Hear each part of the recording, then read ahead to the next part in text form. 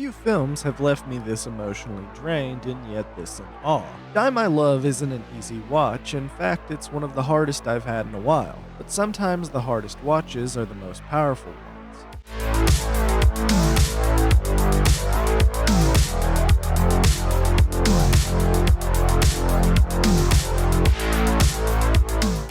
Grace, if you're having a hard I time, feel fine.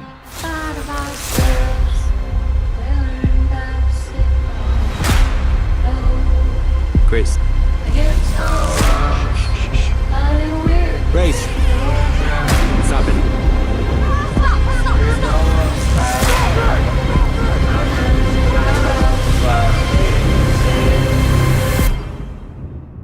Won't be nothing but big old hearts dancing in our eyes.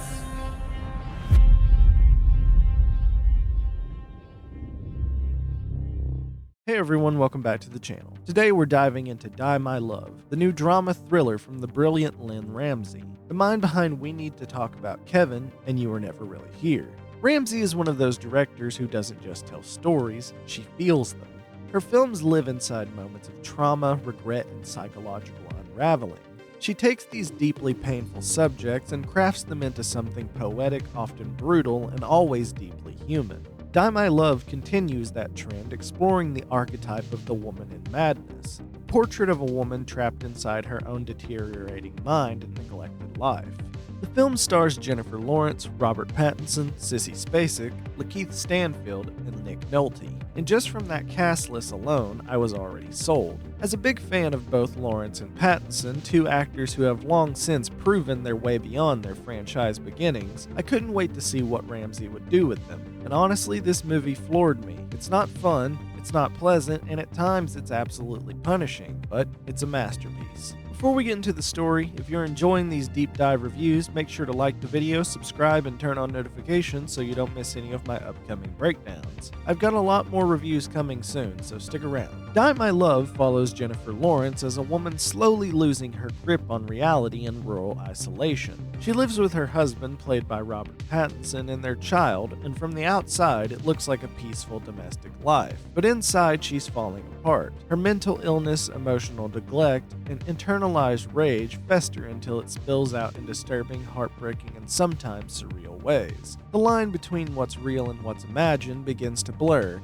as Ramsay paints a portrait of despair that's as beautiful as it is horrifying. Let's start with Jennifer Lawrence, because this is without a doubt her movie. Her performance is jaw-dropping. She throws herself into the role completely, emotionally, physically, and psychologically. There's a level of vulnerability here I haven't seen from her since Mother, but even that feels tame compared to this. She spends a large portion of the film exposed in both body and soul, stripped of vanity, constantly raw and unguarded. Watching her spiral feels almost invasive, like we're witnessing something we shouldn't. What's most tragic is how preventable her suffering feels. You can sense that if just one person had truly seen her, listened to her, or gotten her help, maybe things could have been different. It's that tension between empathy and horror that makes her performance unforgettable. If the Academy is paying attention, Lawrence deserves a nomination, no question. Robert Pattinson, meanwhile, plays her husband with this naive, frustrating detachment. He's not a villain, just deeply flawed and emotionally unavailable. You can see how his character contributes to her isolation without realizing it. Every argument, every moment of dismissal, every failed attempt at intimacy.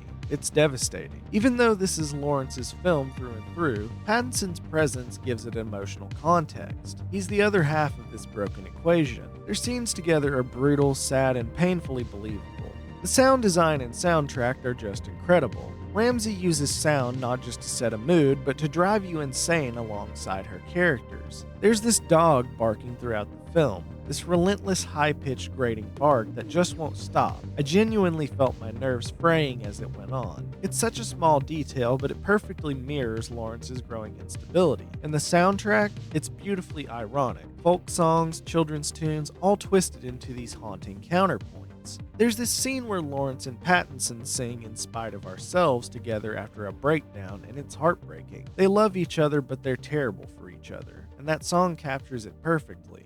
Then there's the ending, Ramsay herself covering Love Will Tear Us Apart. It's the perfect thematic bookend, underlining the tragedy we just witnessed. Like many of Ramsay's films, Die My Love doesn't follow a clean linear structure. The narrative is fragmented, jumping through time, dipping into surreal moments where it's unclear what's real. We're trapped in Lawrence's perspective, which makes her an unreliable narrator. It's disorienting, but intentionally so. That feeling of, wait, when is this happening, mimics her mental state perfectly. Even after a few days, I'm still unpacking certain scenes. Ramsay gives you enough to piece together meaning, but never total clarity, and that's part of what makes the film linger. So all in all, Die My Love is an emotionally punishing experience. It's not entertaining in the traditional sense, but it's one of those films that reminds you why cinema matters. It confronts pain head-on without sanitizing it or turning it into spectacle. Jennifer Lawrence gives what might be the best performance of her career, Lynne Ramsay reaffirms her place as one of the most fearless filmmakers working today, and the film itself, it's a descent into madness that feels all too real.